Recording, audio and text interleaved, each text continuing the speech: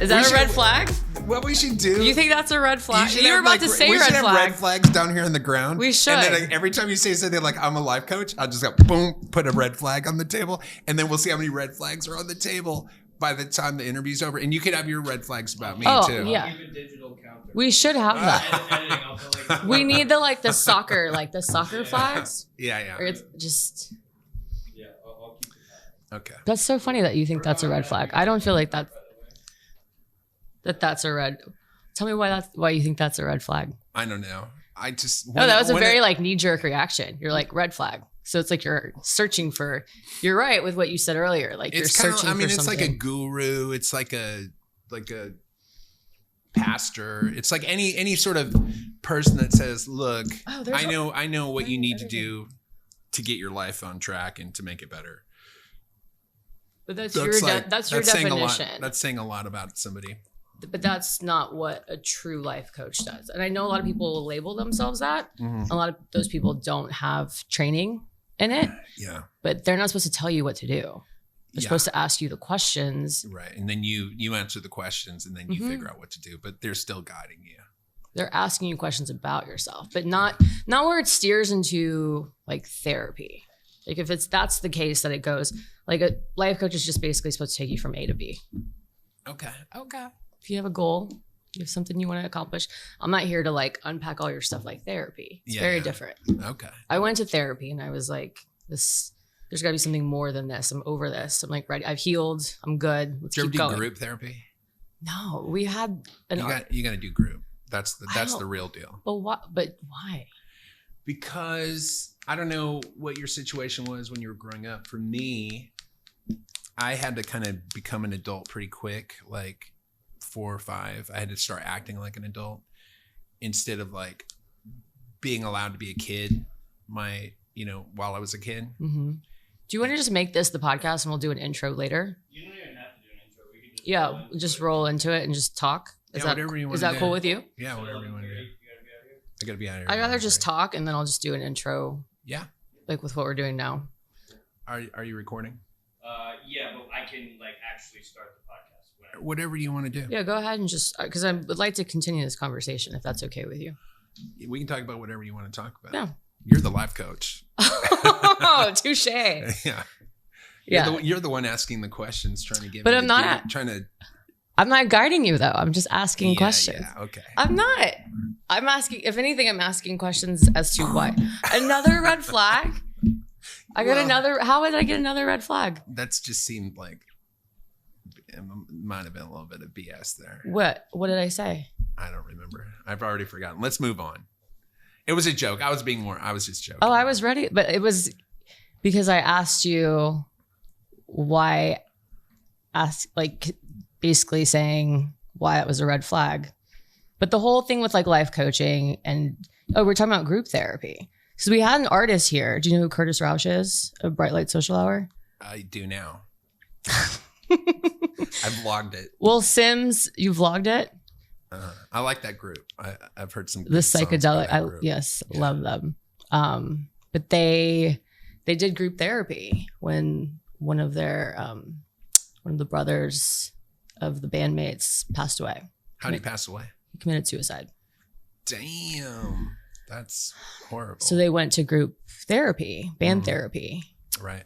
Yeah, the group therapy I'm talking about is where you get in a group of like men and women. You have 2 counselors that kind of guide the group, and you really get to explore your like inner emotional realm, which before I went to group therapy, I had no access to what was going on emotionally. Like if you asked me what are you feeling, I would be like, I don't know, boredom, or I just had no idea what I was feeling or how to talk about my feelings. Because at some point when I was a really small child, like maybe 4 or 5, I just stopped kind of maturing emotionally, or it was stunted. So now I'm like in my 40s acting like a teenager. And so I went to group therapy, and in group therapy, you get to explore all this stuff that you didn't get to explore as a kid, because like my household was really, my dad was an alcoholic. My mom was pretty heavy drink. They like to party a lot. So it's kind of out of control. So I had to be like the one in control and figure it out. So now I'm an adult acting like a teenager. So you go to group and you get to explore all the stuff that you didn't get to do as a kid. You get to cry and talk about your emotions with people, which like if I try to talk about my emotions, even now with my dad, who's in his 70s, he would just be like, what are you doing? Some kind of group, he would just like poo it and make fun of me. So I got to grow, like in group therapy, I really got to grow up and become like emotionally my age. So now I'm 55 and I mean, I'm probably like a 40-year-old now emotionally, which is fine. I don't need to be any older than that emotionally or physically, really. I don't, but that's I'm good. I'm good at 40. I forget how old I am when people ask me, but that's interesting. I like to tell people I'm in my late 30s. It's what you say on your show. I mean, they've already put all the chairs up on the table. The parking lot's closed. But that's interesting because I'm curious, did you go to regular therapy before you went to group therapy? I went to like 10 years of regular therapy. Wow. So I got sober in 95. Okay. And then, which like that did a lot of like working a 12-step program really helped me a lot, kind of figure a bunch of things out. But then it's kind of like Hoarders. Like my brain was like a Hoarders episode. And when they clear everything out and then they show the house at the end and it's tidy, but you look at the walls and they're all fucking stained and you're like, oh, this place smells like cat urine. So that's kind of like what it is after you do the 12 steps. You got to really go to therapy and kind of, do the detail work. And so then I thought, well, I'm doing a really good job. But then my therapist's like, oh, you should go to group. And I'm like, what? I don't need no group. Yeah, because I feel like that's more vulnerable than when you're, and that's so much more maybe vulnerable. That's why I'm like resisting when you even said that because it's like, oh. Well, in individual therapy, you can kind of figure out who the therapist is, who you are. Right. And you build that trust. You kind of run the show. Mm-hmm. And, you decide how much you want to tell them. And I mean, I'm so cheap. I would always I'm going to tell my therapist everything because I don't want to waste my money. My wife, on the other hand, she just lies to her therapist. I'm like, you're just wasting your money. What are you doing? Like, lie to me all day long. Don't lie to your therapist. It's so stupid. Yeah. But then you get into group, and if you got 7 other people in there, or 9, if you're including the counselors, you're like, who am I supposed to be? Who am I supposed to be with you? I can figure that out. But then, oh, you're in the room, and now I got to figure out who you are and who I am. And you just can't do the math. It just gets too complicated. So really, I mean, the first year that I was in group therapy, I would leave there every time, just shaking because I felt so exposed. Yeah. And crying.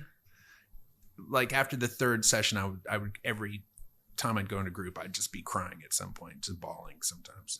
Wow. Which I couldn't do as a kid. So did you feel like it was unpacking all that stuff? It was all, wow. It was amazing. It's something I recommend everybody do. I mean, unless you got all your shit together. If you got all your shit together, I guess you don't need to do it, but. Everyone thinks they have their shit together and they really don't. It's like going to it's like working out. Mm-hmm. It's like going to a gym and working out.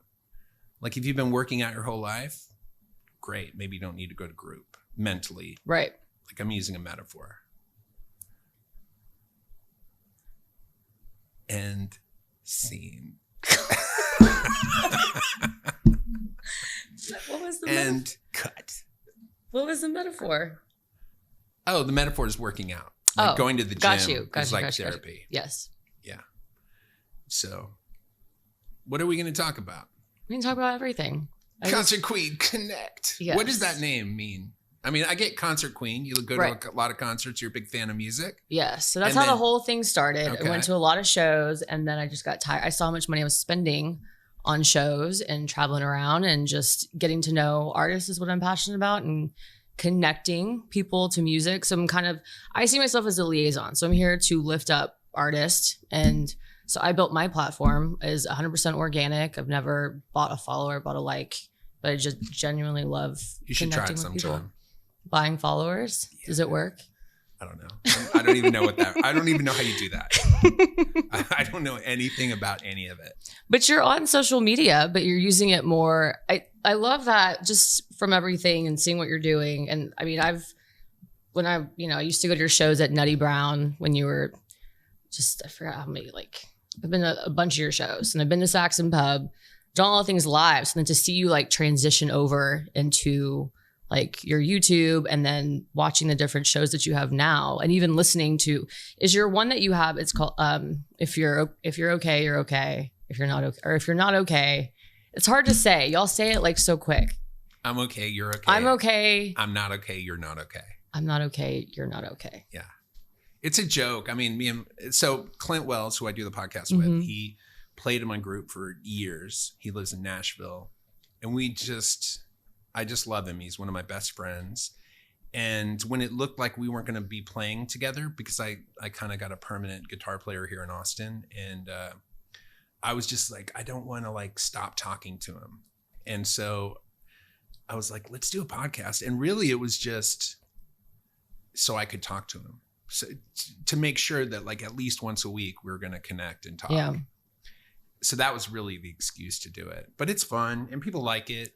It's a fun. We're just silly. It seems like, that's what I was telling him. It seems like just two friends just like hanging out, but you're just like eavesdropping on their conversation. Yeah. I mean, I just love talking to him. He makes me laugh, and we make each other laugh. But yeah, one day when we're on the road, I think he came up with that. I'm okay, you're okay. I'm not okay, you're not okay. And I just thought that was the funniest thing I've ever heard, because it's so true. Mm-hmm. I mean, yeah, we are okay. Oh, we're not okay. But you guys, it seems like you have an outlet for just different things. So it's like you have that outlet to talk to your friend. You've got, but even talking on your Patreon and what you're doing, is that a live stream that you're doing and talking to people in the midst of it? Yeah. The live stream that I do on Mondays. Mm-hmm. Yeah. So I do that's a live stream with a live audience. Well, virtual audience online. Right. Yeah. Everything I do is live. The only thing that's edited, the I'm okay, you're okay, is edited because Clint wants to edit it, because occasionally I'll say something that he's uncomfortable with. So he likes to make sure that he can edit that out. But on my Song Game podcast, I just do it live. I've never edited it. So I just, whatever. I just talk about whatever. But you keep that, that's what's so, for me, like I said, I just went on this, like, it's like a rabbit hole, and you listen to one and you just keep listening and you just keep listening, because they're all just so fascinating. I just love like how you have a whole hour's worth of just you talking, but it's like, is it centered around kind of like the songs that you're doing, or is it more of like, hey, this is just where your mind goes? Well, I mean, yeah, I feel like this, like, because I am gonna at some point talk about these songs, it does sort of give me like a landmass that I can kind of shoot for. It's, if I start getting lost in my thoughts, but I'm always amazed that I can just talk about the most random things, because I don't have any agenda when I go. I don't have anything written down. I don't know what I'm going to talk about. So I like that. I like that sort of discovering things in my head with the audience. Like when I was in high school, I did a lot of speech and drama, and I'm not a good actor, but the thing I loved the most was improv. Yeah. Just because it's so scary. It's unscripted. You don't know what's going to happen. It's like you're, walking on a tightrope, and there's a chance you could fall. Mm-hmm. And so, yeah, there's something really exciting about that I like. And there's an energy to that I like. And also, it's kind of like making up songs. Like if you're making up a song, if you can just make it rhyme, then people are like, oh my God, he made that shit rhyme. Oh, that dude's fucking good. Uh-huh. And saying, like, if you can say something even slightly funny while you're just making it up, then it's way funnier than it actually is. That's probably, I did improv comedy. I lived in Dallas for 4 years. Uh-huh. And so I went to the Dallas Comedy House, and I did like their whole improv course, and then ended up teaching improv and performing. Oh, wow. Which was terrifying. Yeah. Probably the scariest thing that I've ever done. Just you start sweating in places that you never have before. Like what? I've sweated in all the places. There's no place that I haven't sweated. Just everywhere. Everywhere. I'm familiar with this concept. Just sweating. And yeah, just being on stage. I mean, that was, now doing anything else is just a piece of cake. It's like a cakewalk. Nothing will ever really compare to that.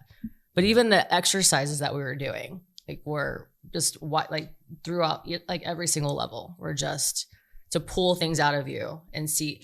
And when I was teaching, what was really interesting was like to see people's initial reactions, their go-to. So like the men, there was one student I had who made every female like a stripper or a prostitute, like every single scene. Like I had to pull him aside. I was like, Sam, we have to, we can't be doing this. You're making all the females uncomfortable. He sounded pretty chill, that guy. Yeah. It was nuts. Yeah. No bueno. No bueno. But yeah, no, improv for me, and like you said, for you, I feel like that's just like therapy too. I feel like everyone can benefit from that because you just how to listen, how to be more just witty and everything. Yeah. I mean, for me, it's fear. Like I just have this deep fear of failure. And when I'm in that state, it kind of like, I don't know, it allows me to be funnier. It's sort of that like, oh, if I'm not funny, I'm going to like get hurt or killed or something. And so when you're in that state, you do kind of come up with stuff. If you weren't scared, it'd be really hard to be funny, I think. Yeah. So it was terrifying for me. Just seeing people too, like that's not your natural. But it was nice because at least the audience wants you to succeed. It's different than like doing stand-up. Like if stand-up there, people were like, make me laugh and just kind of sitting back. But when it came to improv, people were like, are they going to pull this off? Kind of rooting for you. I had a nightmare one time that I had just put out a Netflix special as a comedian.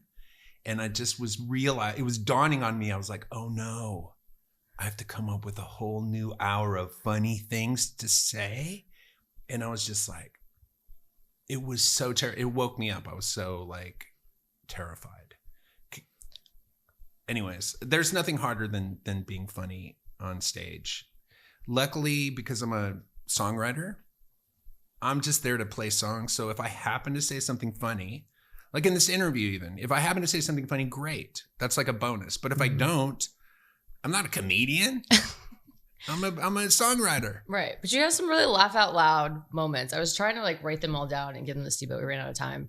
But just different things that you like, just the ideas and the things that you say are just like talking about your songs. I mean, you were talking about like this, like Boys Like You or Boys You Like. I'm sorry, I'm butchering everything. It's because I got nervous. It's fine. Boys You Like. I don't know any of the songs you've written. Like if you ask me, you're gonna know more. You're going to get closer to the titles of my songs than I am of yours. I don't have any songs. Oh. I'm not an artist. You didn't write that song, I'm a life coach. Yeah. Yes. There's my red flag. Okay. Ding. No. I wrote that anthem, not that song. Oh, okay. All right. No, I still don't understand how that's a red flag. Oh, the life coach thing? Yeah. I don't know. It just seems like if somebody says, well, if someone's like touting that around. I'm a guru. If somebody says like, I'm a guru. Right. I'm like, okay. And then I'm saying okay. But if you look behind me in the distance, there's a flagpole. And right now there's a red flag that's just going up in the wind. Just, yeah.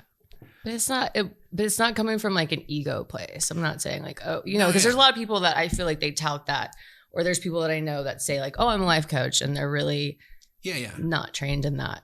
But it's not even something I'm practicing. Like I don't go around coaching people. I'll coach my friends, but that's really, I mean, it was more of like a 10-month program for myself. And they're like, I feel like it'd be me saying something like, you know what? My talisman is the wild eagle. I'd be like, okay. Like if somebody said that to me, I'd be like, oh, what time is it? I just realized I've got a really pressing engagement. No, there's nothing. It's not as bad as the talisman is the wild eagle, but it's in that same. It's in the ballpark. I think. I don't know. It's great. Look, it's great. Like if somebody said, "Hey, I'm a TV evangelist," I'm like, I need to borrow some money. Get that money, honey. Yeah. I need $10,000 in cash. Let's just make it cash. Just Venmo me 10 grand. And then be like, no problem. Done. Because I'm a TV evangelist. Now, are you religious? Were you brought up religious in San Antonio? Mm-hmm. Like super religious? Oh, yeah. Which brand? Which brand? Never heard that like term for it. Catholic. Yeah, me too. Did you go to Catholic school even? I did until like 4th grade. Oh, wow. Yeah. I went. How long did you go? 2nd grade. And then we moved. I went to German Catholic school, which I feel like is even more strict than regular Catholic school. Yeah. Were your parents pretty strict about it? Like church every Sunday? Yeah. My parents still go to church every single Sunday. So do mine. All through the pandemic, they were going to church. I'm like, what? Yeah. Mine were watching it on TV. They were like trying to get to Jesus quick and just going straight to church. Yeah. So so were you like really religious as a kid? Like I believed God was like listening to everything and watching me, and like I was very connected to God. Really? Yeah. Yeah. And did that change for you at some point? Well, at some point, like when I was in junior high, I started like asking myself some questions about the whole thing. And then I was like, oh, this is all made up. like, oh. And then I got real angry. And then I was at the fact that you were so into it? Well, no, I just got angry that I'd been lied to. These people have just been lying to me. But I don't feel that way anymore. Like, I'm not angry. I don't think anybody purposefully was lying to me about religion. I think they actually believed in it and thought that it would help me. And so were you in Catholic school? Yeah, I went to Catholic school. Like, so all of my religion classes. I went to a Catholic college as well. Wow. Now I feel like going to a Catholic college would be a lot of fun. It was fun. It was a Jesuit school. So because what I know about the Catholic ladies is that they're DTF. Like all day long. All day long. All day long. Like they're just waiting outside, like with their doors. They're ready to go. Is it the uniforms? I don't know what it is. I think it's just like that whole like that strict upbringing. And then as soon as they get out of the house, they're like, I'm doing everything. And I'm like, I'll join you. I'm there. No, now that you're saying that, you're exactly right. Because I think that's I had such a very strict upbringing. Like I would, my parents know all this now, but I used to like bring like a change of clothes to like sneak out and do all these different things because I couldn't tell my parents anything. Yeah. And I went through this whole like slew of like lying to my parents for years. And then it got to a point, it was just, I never lie to my parents now, but I did at the time for like, I can't even tell you how long I did it. Yeah. And then I threw this party at a house that wasn't mine. I was cat sitting and I ended up like the party got busted. Mm-hmm. Like the entire school went. I went to a big old school in San Antonio. Everyone found out about it and party got busted. And then that's where I had this complete breakdown. I even thought that was like the only and first time that I ever thought of like committing suicide too. And then it was that bad because I had a scholarship too for basketball. Yeah. So I had all this, like my whole life I thought was just going to crumble and be over with and done. And then in that moment, it was weird. It was like the whole, like not having like a religious experience, but having that kind of religious experience. It was like, whoa, this is overwhelming feeling of some kind of spirit or something. And told my parents everything. And it was almost better that did happen. And it was like the lowest, that literally was like one of the lowest points. Obviously, if you're like contemplating that, but then going off to school then in Mobile, Alabama is where I went to school. Well, hello. Yeah. So being Mexican, going to Mobile, Alabama was like a whole experience in itself. But going there, I was able to have a much more transparent, because I never wanted my parents to be worried or find out something like that again with me being 2,000 miles away. Right. So it was wild.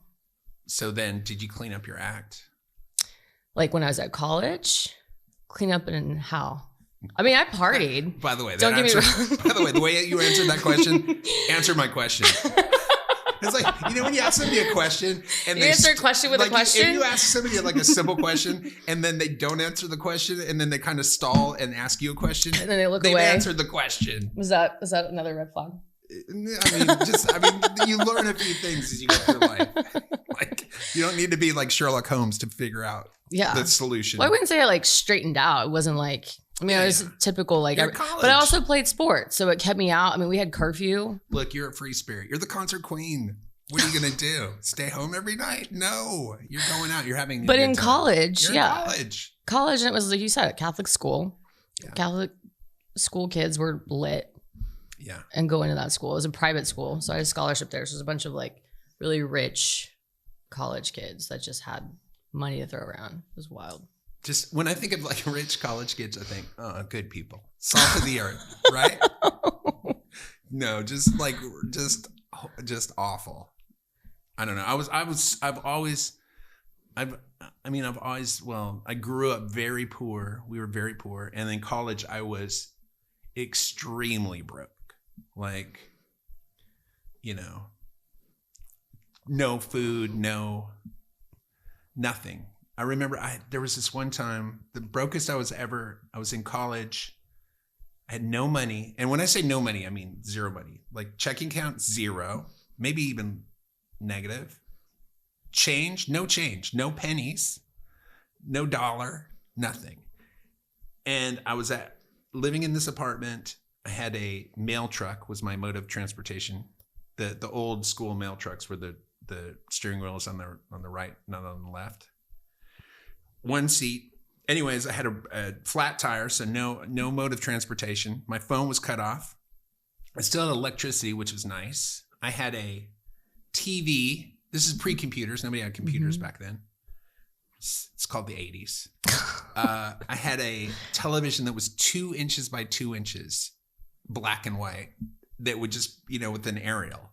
So that was my entertainment. And the only food source I had for I remember it was like this 3-day period, was a thing of Gulden's mustard because I didn't like it. So it was the only thing I had left. And so every once in a while, like every couple hours, I would get so hungry, I would go to the fridge. I would take my finger and dollop out the mustard on my finger, pretend it was like a hot dog, and then eat it and then drink a glass of tap water and then go back to watching this little black and white TV. I did that for 3 days. And then finally I was like, and this is in El Paso, 100-degree heat. Oh my God. And nobody was coming. I was hoping somebody might drop by and bring me some noodles or something, but nobody was dropping by. And then I was like, if I don't go somewhere and figure this out, they're going to find my dead corpse in this apartment. So I was like, well, I'll walk over to my friend Hisham's house, who was really my only friend at the time. So I had to walk, I don't know, like 4 or 5 miles in El Paso. There's no sidewalks. It's just desert. I've only been there one time, and it's wild. Have you been in El Paso? And you can like it feels like you can throw a rock like over the wall, and you can like see Mexico. Oh yeah, right there. It's wild. Yeah. It's like one big. It's one big. Juarez and El Paso are like one big city. Mm-hmm. So I'm walking to my friend's house in the heat, kind of like a Clint Eastwood movie. Like when Clint Eastwood like they steal his horse and he's like walking through the desert. That's exactly what it was. The desert's just like that. And I walked to my friend's house. I had no idea if he was going to be home. And I get there, knock on his door.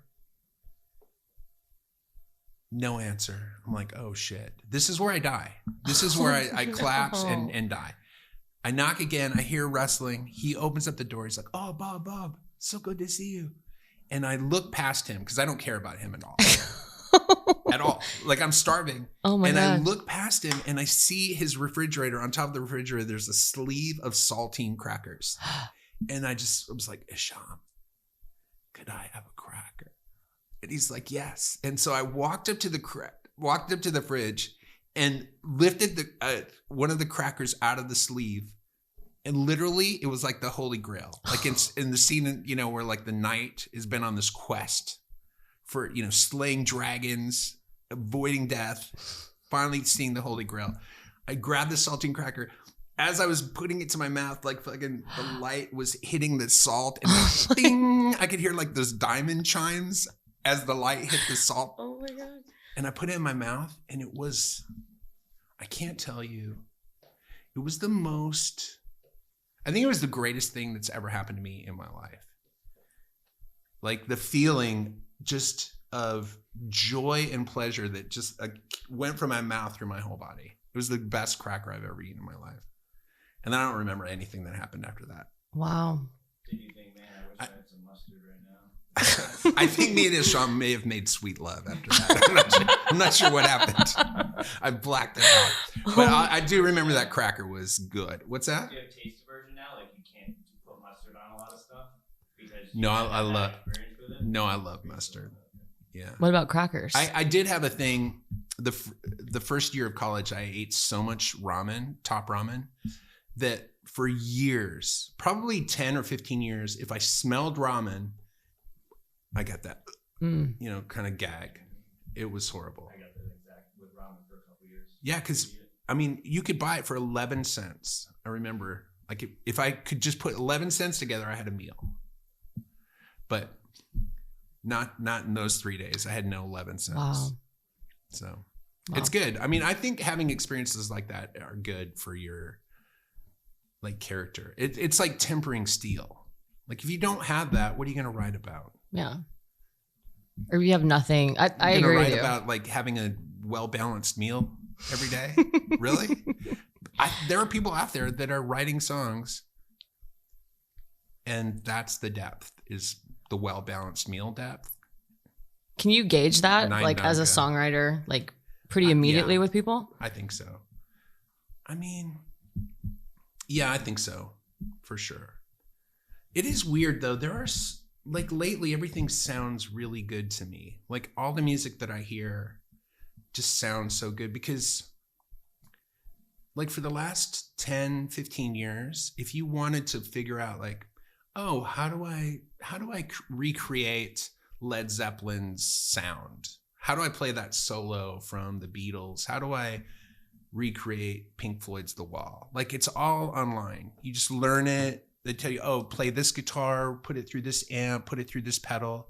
So everything just sounds great. And so you have all these young bands and their music, you listen to it and you're like, oh, that sounds exactly like the Smiths, or that sounds exactly like Bon Jovi or some bullshit. Mm-hmm. But there's no, I don't know. It's missing something. When I was learning, like you would like listen to the record and you would try to figure it out and you couldn't figure it out. And so while you were not figuring out, you were figuring out kind of your own thing. Yeah. And I think that part is kind of gone away. So there's this weird thing where I hear this music, I'm like, wow, it sounds so good. But then when I listen to it and I listen to the lyrics and what they're saying and what's going on, I'm like, I'm not getting anything. It's sort of like when you drink a Diet Coke, it tastes sweet and your body's like, hey, where are those calories? We're looking for those calories, but we're not getting, where are the calories? There's no calories coming in. And I'm confused. Like it's confusing to my brain because everything sounds good, but I'm not getting the calories that I got when I listened to, I don't know, the Talking Heads back in the 90s or something. Yeah. So.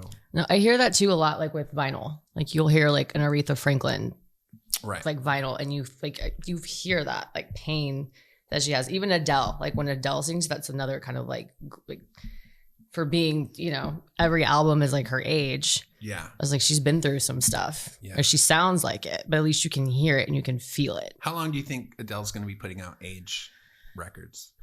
Not much longer. It's going to stop at some point. What's your prediction? 32? 32, and then after that it'll be like Adele After Years or something. Yeah, it'll be something. Yeah. It won't be a number at a certain point. It'll be like New Beginnings. Yeah. That's what it's just going to turn into. Remembrances. The new Adele record. Yeah, she's single now, so she's about to. Everyone's waiting. Shocker. Why is that a shocker? Why is that a shocker? She looks amazing. Well, she lost all of that after they broke up. I've learned things. Oh yeah, Here's how you know somebody's crazy. Here's how you know, and I'm gonna get sexist with it because it is sex specific. How can you tell if a woman is crazy? Mm-hmm. She's wearing an unnecessary hat. So if you see a woman at night wearing a fedora, then just know that she's crazy. Now, do you wear a fedora at night? Me? Yeah. No. Yeah, that's a great sign. There you go. I love hearing that. What constitutes like unnecessary? I wear a cowboy hat. Sometimes. At night? Sometimes. Going to a cowboy bar? No, it's usually for like I like to dress up, so it's usually part of like a costume or something. Right. You're girls poking a bit of a hole in my story. Now, but girls in their hair, so we have like we don't like to wash our hair all the time, so we'll do some dry shampoo. Okay. Or we just don't want it. Like there's a whole like festivals, for instance. Right. I feel like a cowboy hat sort of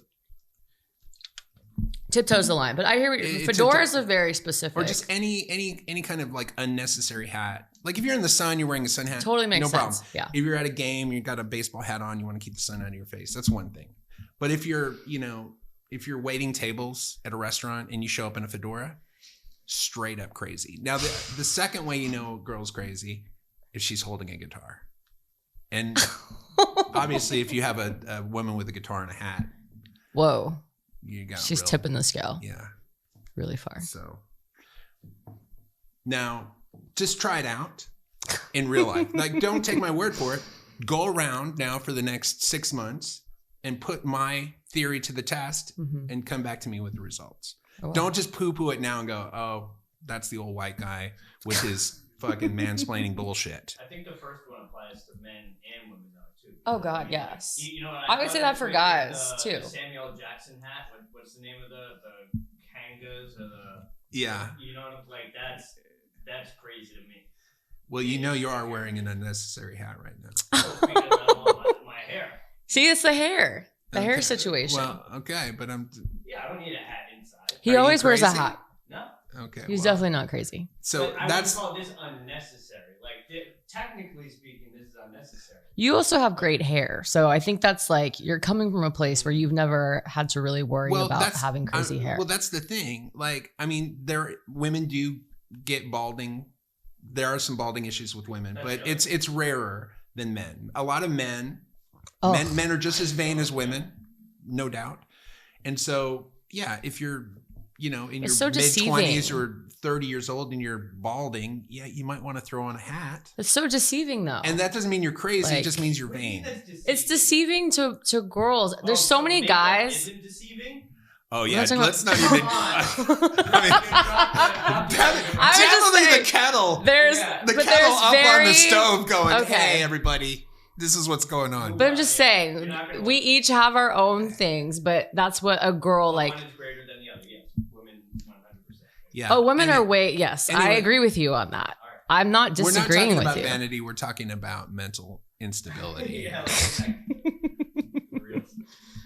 I was gonna bring up earlier when you mentioned not being able to hear like the music and stuff. Have you heard like the AI generated songs that they did, like Nirvana songs? I've heard a little bit of that. Yeah. Song. It's crazy. It's crazy. I haven't. I've heard a little bit of it. It's interesting. So here's the Amy Winehouse song, which I think the Nirvana one is kind of not great, but I think this is like crazy. A computer generated this. They gave it a bunch of her songs, and then it popped this up.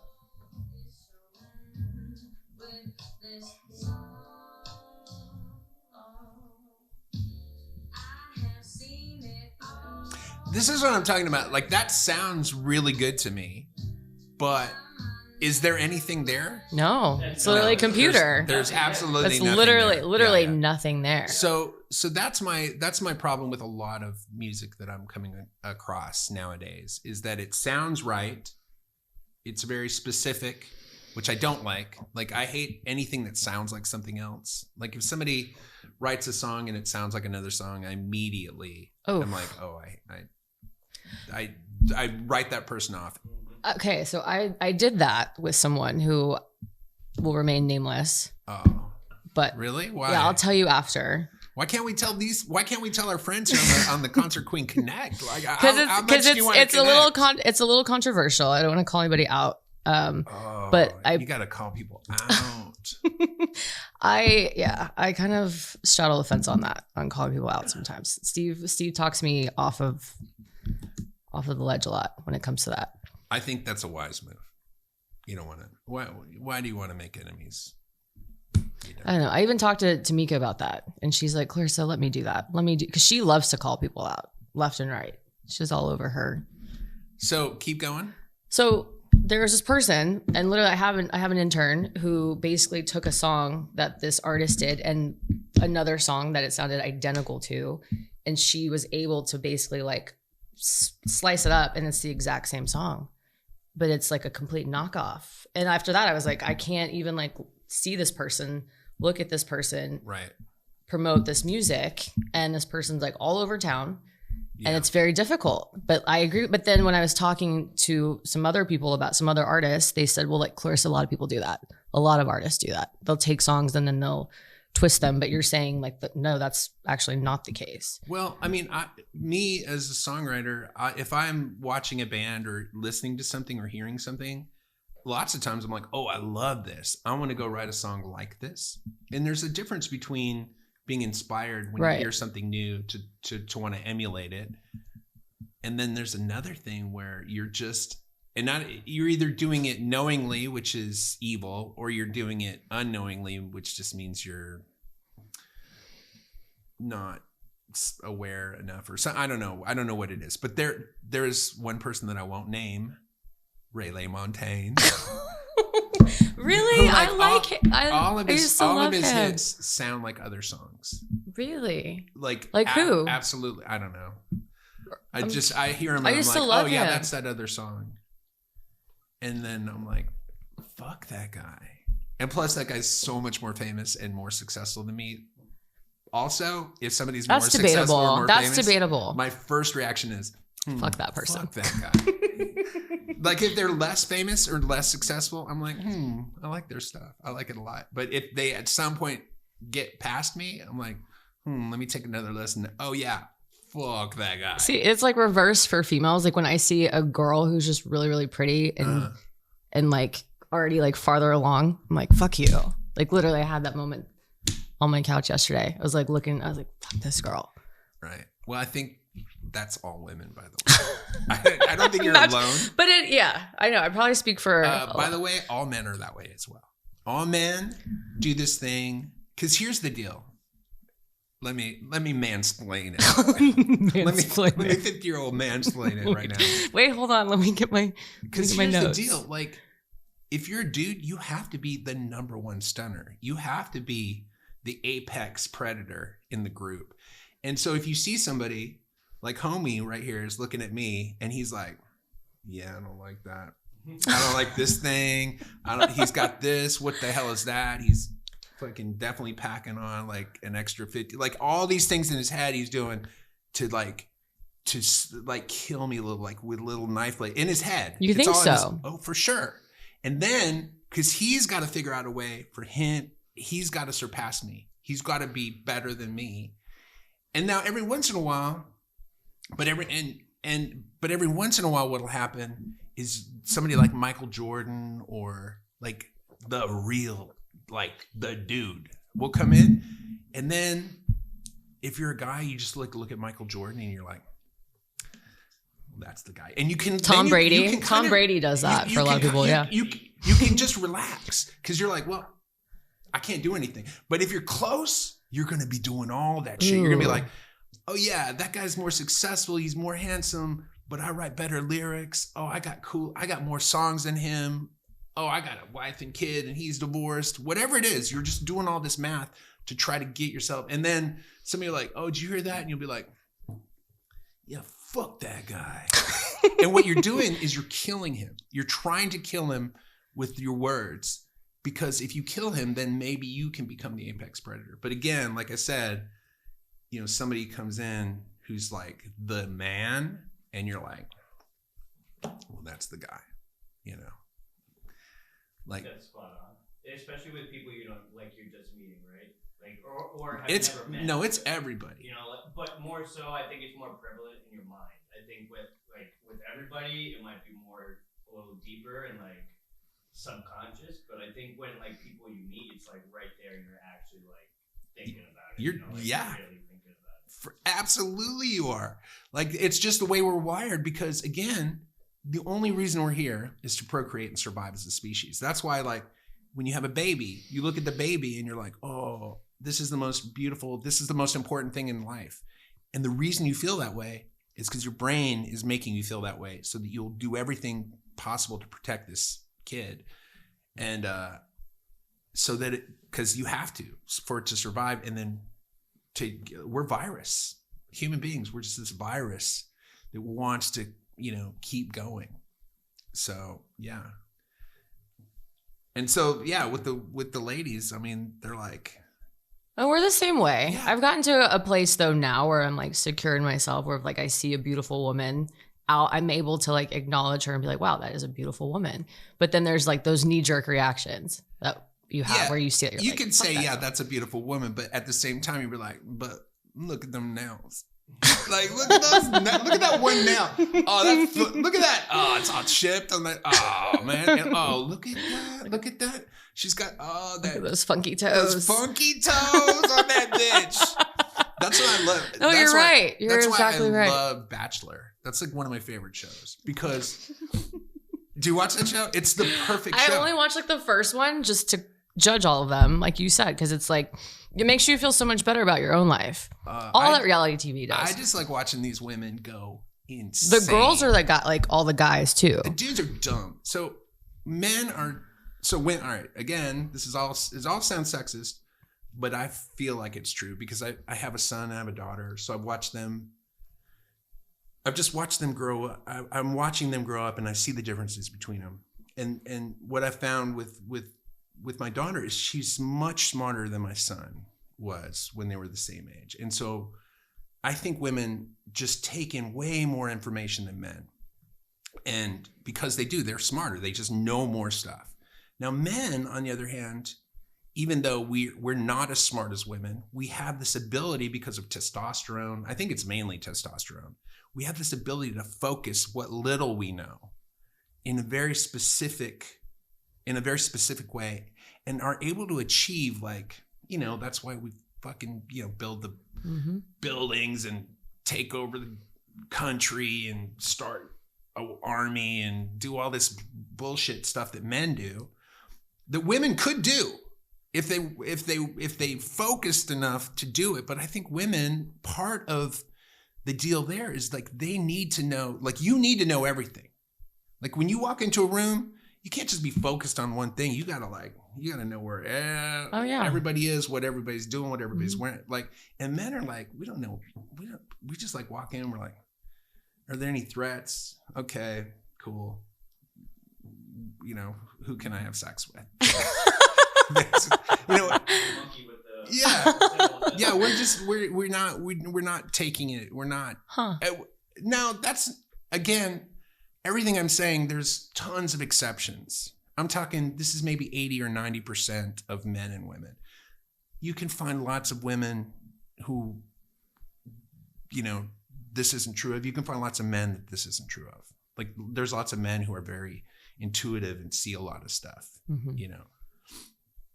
So, I don't know. I find it fascinating. I like exploring the differences between men and women, and I just like, I don't know. I love how complicated and mysterious and intricate everything is. People want to make everything very, like, simple, because it's easier to say or repeat, but that's not the way the world is. It's very complicated. There's no more nuance. There's nuance to everything. That's how I feel like there can never be any like nuance to anything anymore. It's like black and white, There's a lot of that. There's a lot of what can I fit into a tweet, right? Or characters, or everything is hyper. What can I fit into 3 emojis? Right. How can I communicate? Well, everything's hyper curated these days. That's why, I appreciate you and like being able to have this conscious stream of thought when you're talking, because you are like, it's very, all these different emotions and kind of it's just this outlet, I feel like, for you. It seems like, is that the case? Would you say like all these different things and you're able to kind of just say what you want, be the most authentic and genuine to you? Or would you say it's more of I really a personality? I don't know. I feel very blessed. Like I feel very lucky to I've kind of done it most of my life. Now, there were times earlier on when this wasn't totally true, but I just don't do anything I don't want to do. Like the reason I'm doing a podcast or 2 podcasts isn't because, this podcast is the way that I can garner more fans or build up a bigger audience. I just do it because I enjoy doing it. And I write songs because I enjoy the process of writing songs. They're like little math puzzles that I get to solve. And it takes my mind off the anxiety and worry that I have of just existing in a very mysterious place that has no answers. So I only do things that I don't spend any time doing anything I don't want to do. Even this podcast, like I love this conversation we're having. Oh, great. I'm not here because I came here because I watched your podcast and I was like, oh, this will be fun. We can have a dialogue. We can talk about some stuff. It'll be fun. If I was like, oh, it's not going to be fun, but I need to do it because I want to try to get more people to listen to my new album or whatever, I wouldn't do it. And I don't know. I completely respect that. And thank you for being here. Oh yeah. Well, it's my pleasure. It's fun. Yeah. I like hanging out with you. You're very Same. easy to talk to and you're cool and you're funny. Keep going. Just kidding. No, as are you. And that's, like you said, even before everything, just watching you, it's always cool when you get to sit down and with someone and actually have a real conversation. And it's not, I don't like the interview, like the standard kind of interviews. Yeah. It's like, hey, let's have a conversation and just see where it goes versus that. And that is like the same common theme. Like when people do come here, they're like, oh, this is different. I didn't know we were going to talk. Never talked about this before. And it just kind of guides itself. It's not something that needs to be so curated and like radio stations and, talk to different people in that realm. And it's just a different world. And I'm like, I have my thing. I like this thing. I'm passionate about this thing. Started this because of this guy, thank God. Who was like, hey. This guy that's tearing me down in his head right now. Slowly picking you apart. Piece by piece, tearing me apart. I can feel it. He's got a little voodoo doll on the side, a little Bob voodoo doll. He's putting things in. But yeah, I mean, I agree with you. Like you said, I wouldn't be doing this. I truly do. I love this. I love sitting down with people and especially artists and just the creative process behind it, because that's not something to the person that's not musically gifted like you. I just love... It's interesting too, and I feel like that even became more apparent during quarantine. It was like, I love going to shows. I love being entertained. Like purely just love. Even when people are like in the backstage or they want to like be cool, I'm like, I want to be where the show is. Like I want to be out center. Like the show is meant to be received in the audience, not backstage or on the side stage where you think it's cool and everybody wants to be seen. Like I could go there too, but that's not where I want to be. I want to be where you're performing and you're talking. Yeah, I'm with you. I want to watch about 2 songs and then... Yeah, let's do it. And I mean, when I'm at a show. Like I want to watch about 2 songs and then I either want to get on stage or leave. Really? Well, what ends up happening, it's very rare. Like every once in a while I'll see something that's so incredible, I want to watch the whole thing. But most of the time I go see something and I'm like, oh, this is cool. Oh, I like what he's doing. Oh, I want to go home and write. I want to go home and write a song. Like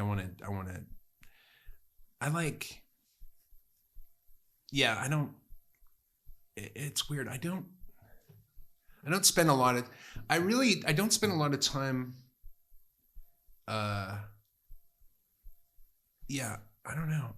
I have a hard time just watching something the whole, I guess, I don't know. Maybe I have short attention span, but it's kind of like when you know what something is. Like I know what songwriting is. I know what it is to write a song. I know what it is to happen to write a good song. so when I see somebody doing it's like a magician watching another magician. Like I think most people, like when they watch magicians, they're like, oh, that's amazing. But if you do it, you kind of know the trick.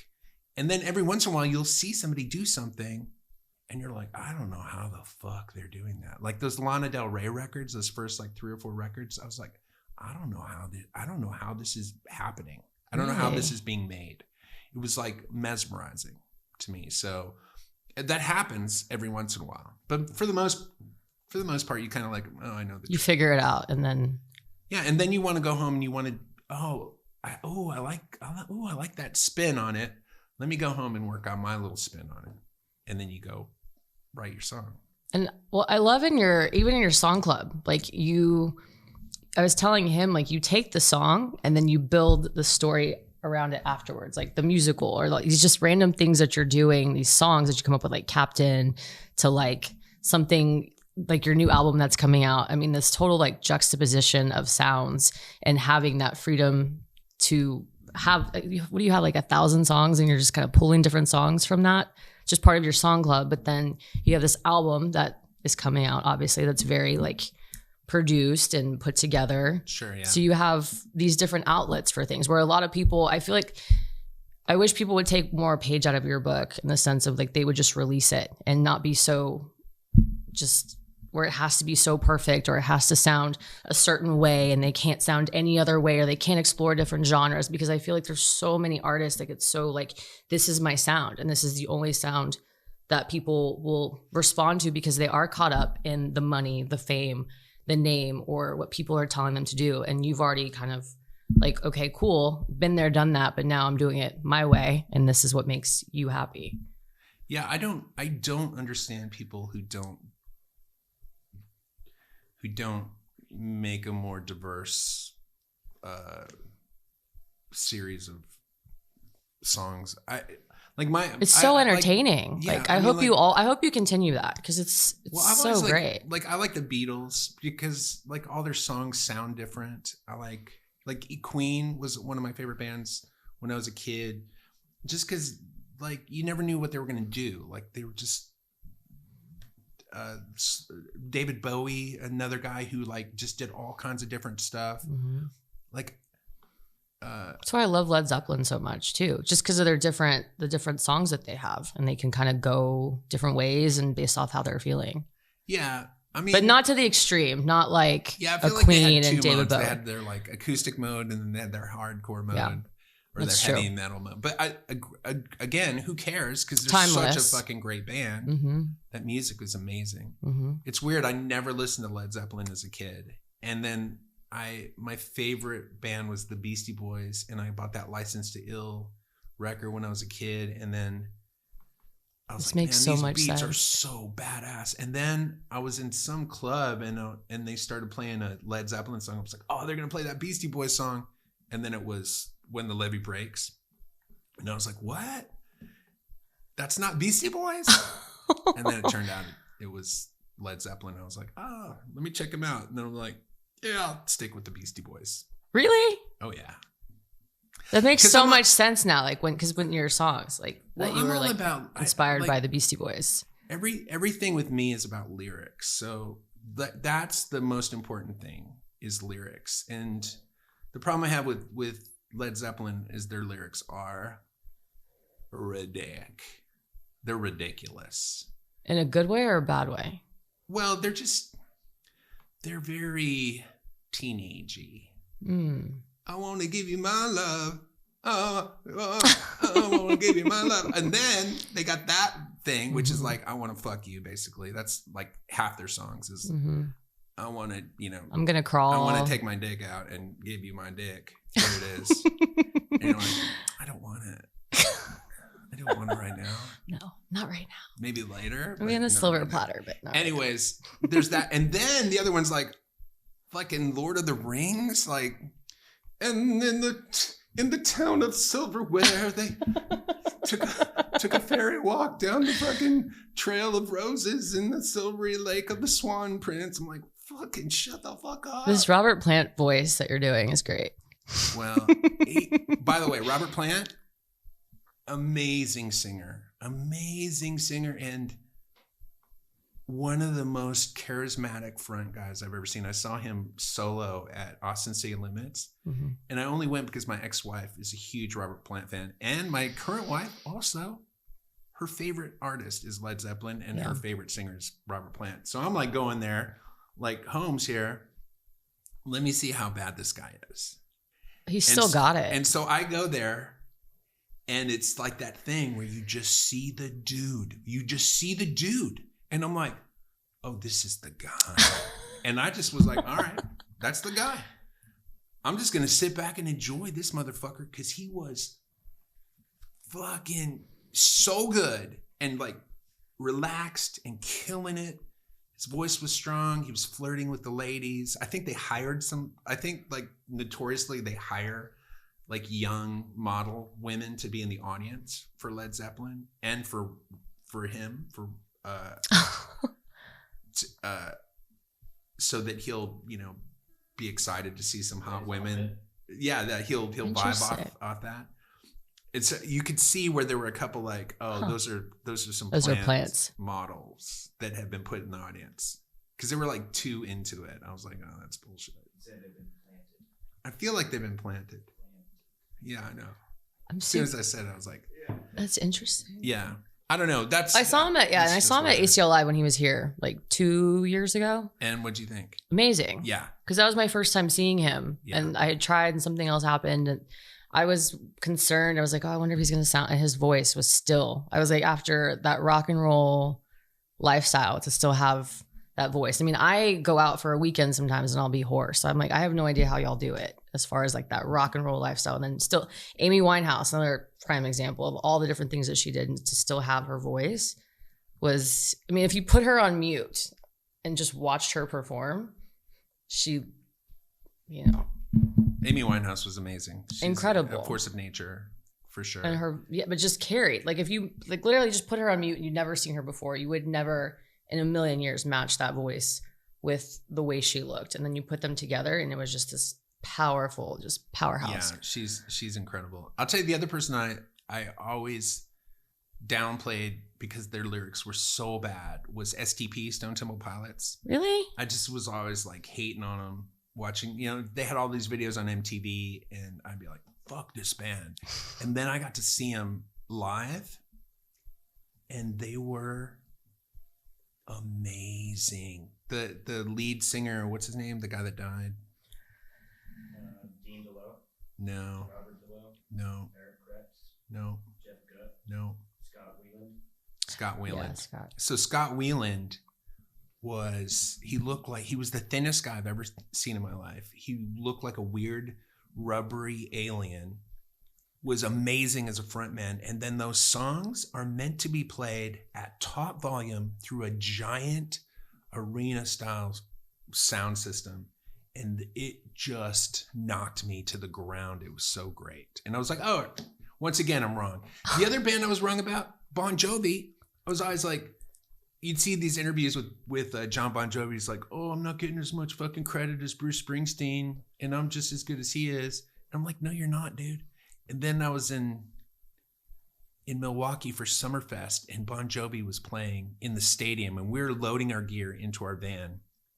And all of a sudden they started playing Living on a Prayer, and 80,000 people at the top of their lungs started singing Living on a Prayer. And it was unlike anything I've ever heard in my entire life. It was like Braveheart or something. It was, wow. It was, that's like, we all just stopped what we were doing. We were like, what the fuck is this? And then I was like, I get it now. That's what John Bon Jovi's hearing. He's hearing 80,000 people scream, sing his songs. And of course he's like, I'm the greatest thing that there's ever been. And then you're like, no, those lyrics are cheesy as fuck, man. But having that response, do you feel like he had like an overinflated sense of self from that? Absolutely. I mean, when you get so many people telling you you're great, you're just going to think you're great. I mean, I've always thought I'm great, but not necessarily because people tell me I'm great, but because when I was a kid, like my dad was a musician, so he taught me how to play guitar when I was maybe 4. And from the time I was that age, I would play. He taught me how to play some songs, and like 3 or 4 times a week, I'd get waken up out of bed come down to the living room. He'd have a bunch of people, you know, be partying. My parents were young when they had us.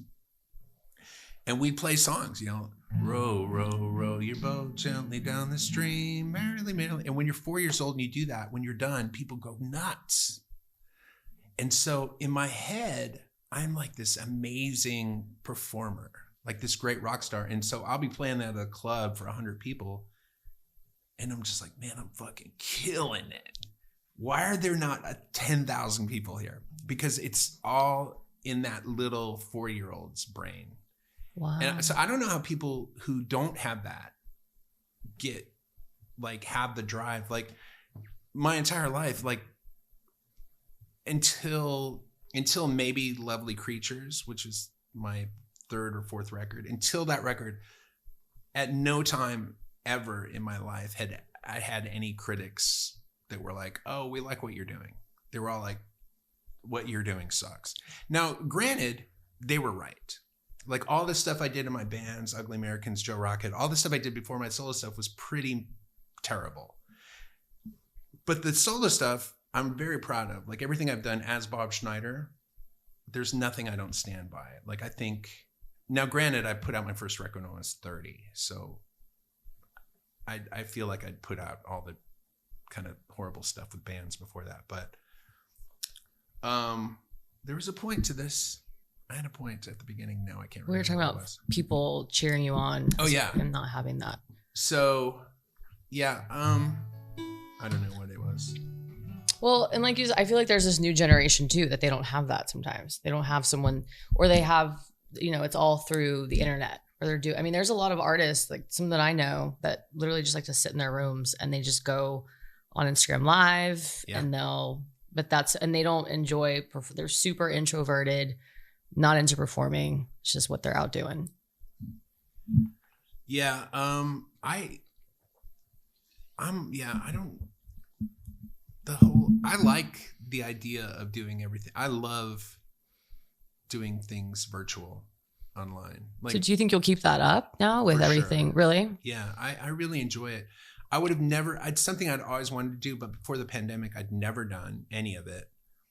And then once the pandemic hit, I was like, well, I want to keep performing. So I figured out how to do the live streaming, which was hard because I'm just old. It's hard to learn new things, but I had to. So because I had to, I learned it. And now that I've learned how to do it, I really enjoy it. I enjoy interacting with this sort of virtual audience through the chat and stuff like that. There's something very safe. There's a safe feeling to it because when you're in front of a real audience, it really does dig into some primal fear. Somebody told me that back in like Roman times, if you were in front of a huge group of people talking to them, it's the reason people have stage fright, that you had to, like, the reason you were there is you were pleading your case as to whether you should live or die. And so the stakes were like, if you didn't plead your case correctly, they would put you to death. And so that's where all that conditioning comes from, I guess. Yeah. Wow. Comes from. And it feels that way sometimes when you're on stage. I mean, I definitely have this fear that, like, if the audience doesn't like me, the feeling is I'm going to die. So the feeling is if for some reason I fail, I'm a little baby wrapped in swaddling clothing in the rain at night on the street next to a gutter, and the rain's flowing past me and I'm going to be sucked into the gutter and die. That's the feeling I have. So so I'm scared of failure. And so that's why, like, when I'm performing, I'll say all kinds of crazy things just to get a reaction, just to get people to laugh, or just to get people feeling something, just to get the crowd going. And then people are like, is that guy like that all the time? And I'm not. Even now doing this podcast, I do feel like part of the deal is I should be entertaining. Like, I don't want to be boring on this podcast either. So as much as I'm trying to, like, be authentic and stick to the truth and not, like, put on airs, I'm still definitely kind of hot dogging it a little bit, you know? hamming it up or whatever, or saying That's so interesting.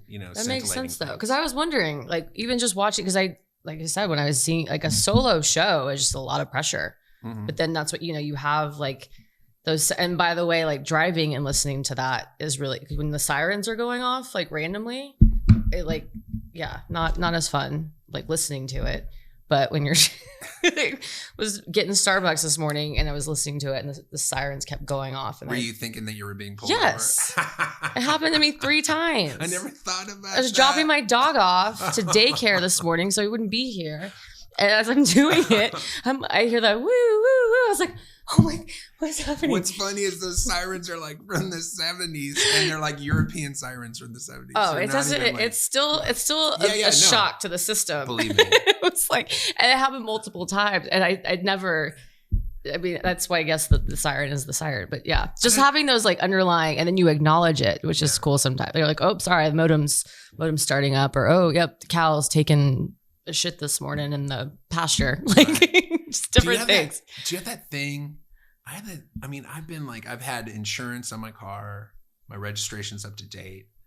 I quit drinking 25 years ago. So I'm not doing anything wrong. I pretty much always abide by the speed limit. But every once in a while I'll get pulled over because I didn't see a speed limit sign and I'm like, whatever, speeding or whatever. And every time I get pulled over, I'm just like, oh, this is going to be the time that I'm going to be misidentified and I'm going to jail. Like, oh my God. It's such a, do you still have that? So that I used to go so back when I lived in San Antonio, I used to be a medical sales rep. So my territory was the border of Mexico. So I had to go through border patrol every other week. And I was on the phone with my friend and I would freak out every time. Right. I was on the phone with my friend. I'm going through and it's like, I gotta go. I'm about to go through border patrol. She's like, Clarissa, just remember, you're a U.S. citizen. I was like, oh, she's right. But I did get pulled over for like, cause I sold medical supplies. So I was driving a rental car as female, which is like classic drug mule from Mexico. And then I had like a bunch of needles and that was during like swine flu stuff. So I was like shuttling supplies and stuff like that. But it was the only time I got pulled over. But I used to freak out all the time during border patrol. Like this is gonna be the time. Like, I don't know why someone's gonna, or I always used, just weird things like that. I freak out every time. Man, I have a really good border patrol story because I used to go to Juarez 5 nights out of the week when I was going to UT El Paso for a year and a half, and I was just over that was there those 5 nights a week. Yeah, it was great. It was 18, right? Like, or younger than that. Like people would go there all the time. I mean, drinking age was 21. I grew up in Germany. Started drinking when I was 15 because the drinking age is 13 there, and then I moved to El Paso when I was 20. So literally for like 3 months, I couldn't drink, and I'd already been drinking for 5 years. I'm like, what the fuck? I can't drink. And so I would go to Juarez. And then once I realized how cheap it was in Juarez, I just stayed over in Juarez and was there. I just was there every night that I could be, like literally 5 nights a week. Oh my God. But couple good, I've got a really good border story, but if you have time, maybe I'll come back sometime and tell you the